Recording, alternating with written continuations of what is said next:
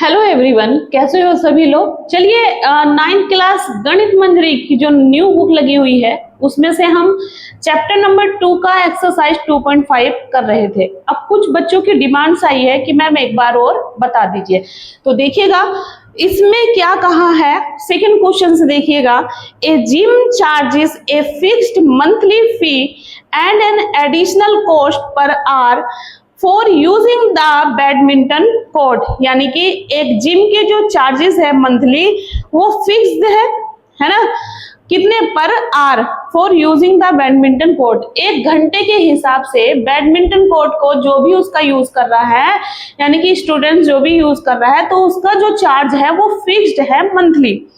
अब एक बच्चा क्या करता है, ऑब्जर्व करता है। A students using the gym observe that when she use the badminton court for 10 hours her bill monthly bill y depends on the hours of the use of the badminton court x according to the relation y is equal to ax plus b.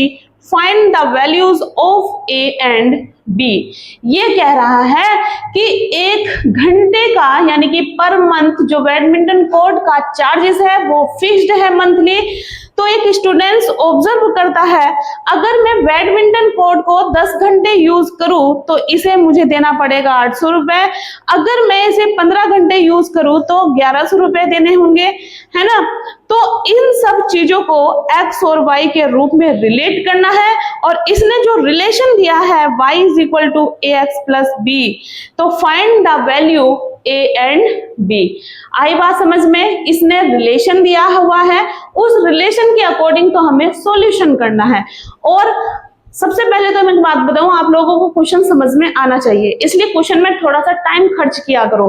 Question पे अगर time खर्च करोगे तभी question ज्यादा समझ में आएगा। ठीक, आई बात समझ में। तो मैं बता रही थी आपको, एक जिम है जिसमें मंथली जो चार्जेस है वो फिक्स्ड है।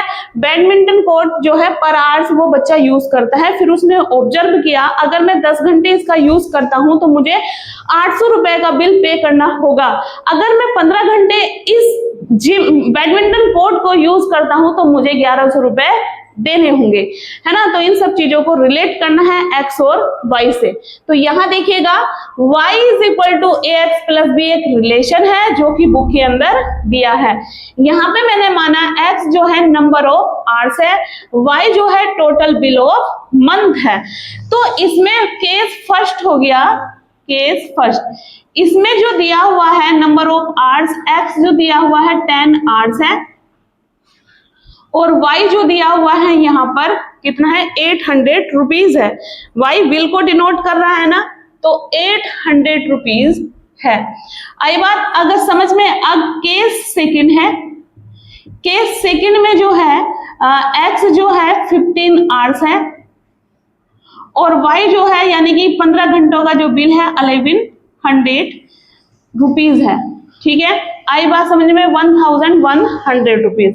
अब ये दो केस बने हुए हैं, इन दोनों केस को सोल्व करना है। इससे मुझे इक्वेशन बनानी है, इससे मुझे इक्वेशन बनानी है। जो दोनों इक्वेशन आ जाएगी उसको लेकर मुझे दोनों इक्वेशंस को सोल्व करना है, जिससे ए और बी की वैल्यू फाइंड होकर आ जाएगी। ठीक है, तो हमारे पास जो रिलेशन इसने बुक के अंदर ही दिया है y is equal to ax plus b। अब y की वैल्यू है 800, x की वैल्यू है 10 plus b as it is, 800 plus 10a plus b। ठीक, अब इसको उठा के इधर ले आएंगे, 10a plus b is equal to 800। Equation बन गई फर्स्ट। ऐसी ये वाली बनाएंगे। हमारे पास जो रिलेशन दिया हुआ है y is equal to ax plus b। अब यहाँ पर y की वैल्यू है 1100, x की वैल्यू है 15, b की वैल्यू एज इट इज। अब ये हो जाएगा 1100, ये 15a प्लस b, इसको उठाकर इधर लाएंगे, 15a plus b is equal to 1100। Equation बनी 2। अब दो इक्वेशन हमारे पास आ चुकी हैं, यानी कि लीनियर इक्वेशन जो बनी, 2 वेरिएबल्स लीनियर इक्वेशन हमारे पास आ चुकी है। अब इन दोनों इक्वेशंस को सोल्व करना है। सोल्विंग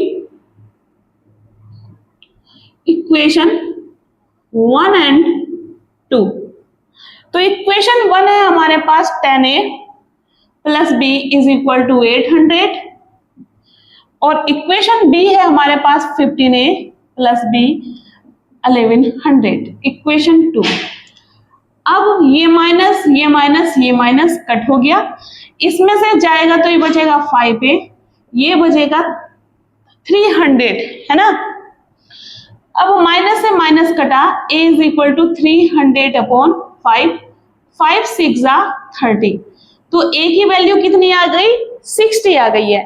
अब ये वाली वैल्यू पुट कर दीजिए 1 में, putting these value in equation first.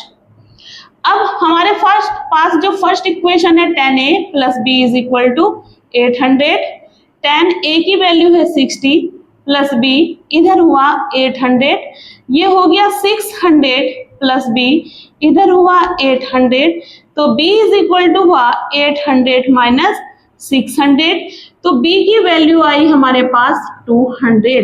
b की वैल्यू कितनी आ गई 200। अब हमारे पास जो रिलेशन था वो था y is equal to A X plus B, तो y is equal to a की वैल्यू तो आई हमारे पास 60x और b की वैल्यू आई 200। ये बन गया रिलेशन और यही हमारे पास आंसर, और इसी को बोलेंगे टू वेरिएबल्स लीनियर इक्वेशन। आई बात समझ में, है ना।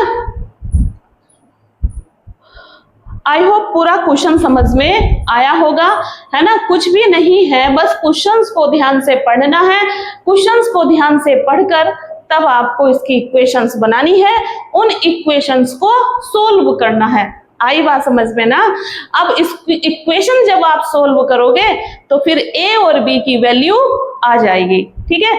तो चलिए नोट डाउन कर लीजिएगा, और अगर आपको चैनल अच्छा लग रहा है यानी कि क्लासेस अच्छी लग रही हैं तो प्लीज चैनल को सब्सक्राइब जरूर कर लीजिएगा और कमेंट्स जरूर किया करो, क्योंकि अगर चीजें समझ में आ रही तो अच्छी बात है, नहीं आ रही तो मुझे पता तो चलेगा कि मैं इस पर फिर से वीडियो बनाऊं। Thank you guys.